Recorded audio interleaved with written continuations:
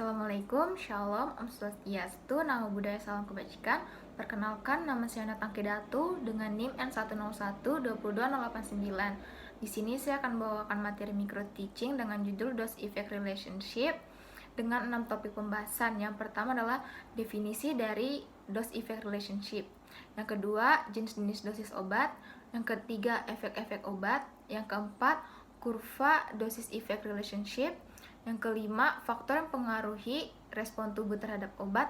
Dan yang keenam adalah praktikum dose effect relationship yang sudah pernah dilakukan di semester 2 sebelumnya. Dosis efek obat mengacu pada jumlah atau konsentrasi suatu obat yang diperlukan untuk mencapai efek yang diinginkan atau diharapkan dalam pengobatan suatu kondisi medis. Efek ini bisa berupa perubahan fisiologis atau perilaku yang diinginkan untuk mengobati penyakit atau mengurangi gejala. Selanjutnya di sini dosis-dosis obat dibagi menjadi 6. Yang pertama adalah dosis lazim.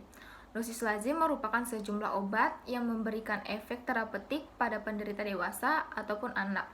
Yang kedua adalah dosis minimal.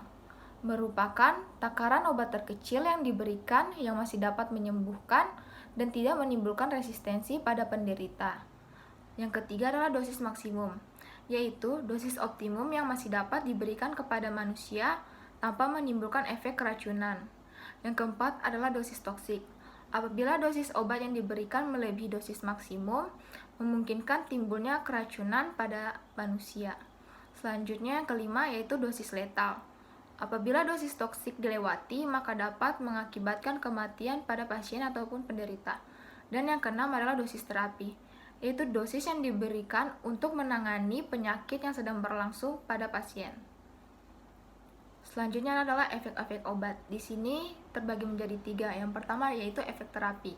Efek terapi merupakan efek atau aksi yang merupakan satu-satunya pada letak primer, yang terbagi menjadi 2 macam pengobatan terapi. Yang pertama adalah terapi kausal, ialah obat yang meniadakan penyebab penyakit. Yang kedua adalah terapi simptomatik, ialah obat yang menghilangkan atau meringankan gejala suatu penyakit.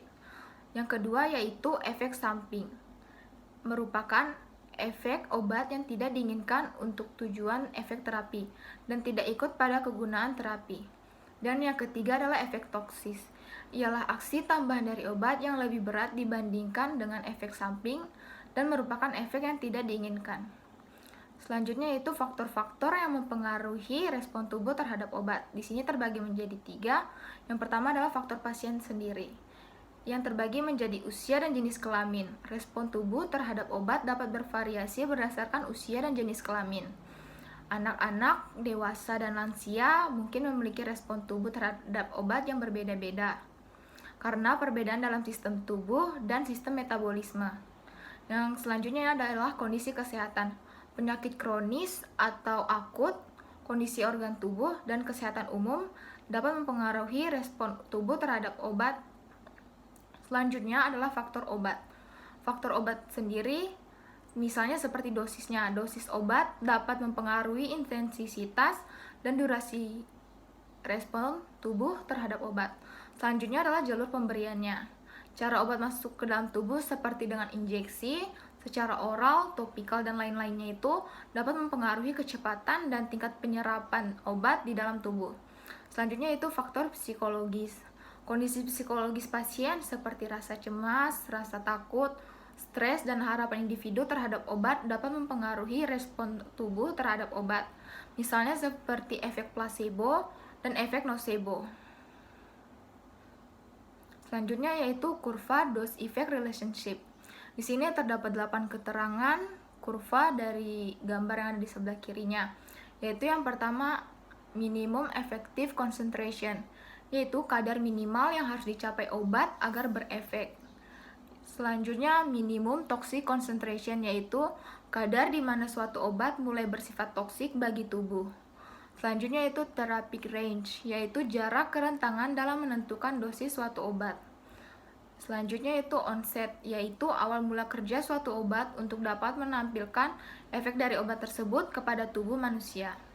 Selanjutnya adalah Tmax, waktu di mana kadar obat dalam plasma sampai pada puncaknya. Nah, di sini kombinasi Tmax dan Cmax akan menunjukkan titik puncak dari kerja obat persatuan waktu berbanding dengan konsentrasinya.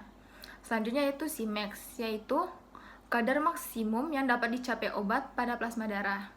Selanjutnya yaitu area under the curve, yaitu menunjukkan aktivitas dari suatu obat. Selanjutnya adalah duration of action, yaitu lama kerja obat. Di sini menentukan terkait dengan berapa kali seorang pasien mengonsumsi suatu obat. Selanjutnya, praktikum hubungan dosis dengan efek obat. Tujuan praktikumnya itu untuk mengetahui hubungan dosis efek obat dengan subjek tikus dengan peralatan yang dibutuhkan. Yang pertama adalah syringe 1 ml dan timbangan analitis. Selanjutnya, bahan dan obat yang dibutuhkan yang pertama itu ada ketamin injeksi dengan dosis 100 mg per mili, yang mana ketamin ini berfungsi dalam memberikan sifat anestesi bagi tikus. Yang kedua itu neostigmine injeksi dengan dosis 0,05 mg per mili, yang mana berfungsi untuk memproduksi saliva pada tikus. Yang ketiga kapas, dan yang keempat itu ada alkohol 70%. Di sini, prosedur yang pertama yang harus dilakukan yaitu setiap kelompok bekerja dengan 2 tikus. Selanjutnya, kedua, menghitung dosis volume ketamin dan neostigmine yang dibutuhkan untuk setiap tikus berdasarkan berat badan tikus. Yang ketiga, membersihkan area injeksi dengan alkohol 70% menggunakan kapas sebelum menginjeksikan obat. Yang keempat, tikus kemudian dianestesi dengan ketamin 100 mg per kilogram berat badan secara intraperitoneal. Yang kelima, sebelum menginjeksi neostigmine, memasukkan absorben foam secara sublingual selama 10 detik. Kemudian menimbang absorben foam, jumlah saliva yang dihasilkan dihitung berdasarkan perubahan berat absorben foam. Yang keenam, menginjeksikan dosis 1 neostigmine secara intraperitoneal. Yang ketujuh, 10 menit setelah injeksi, memasukkan absorben foam yang sudah ditimbang secara sublingual selama 10 detik dan ditimbang kembali. Yang kedelapan, mengulangi prosedur 6 dan 7 dengan dosis 2 dan 3 neostigmine. Dan yang kesembilan, menghitung rata jumlah saliva tiap pengumpulan dan membandingkan dengan rata untuk menilai signifikansi. Sekian dari saya, kurang lebihnya mohon maaf. Terima kasih.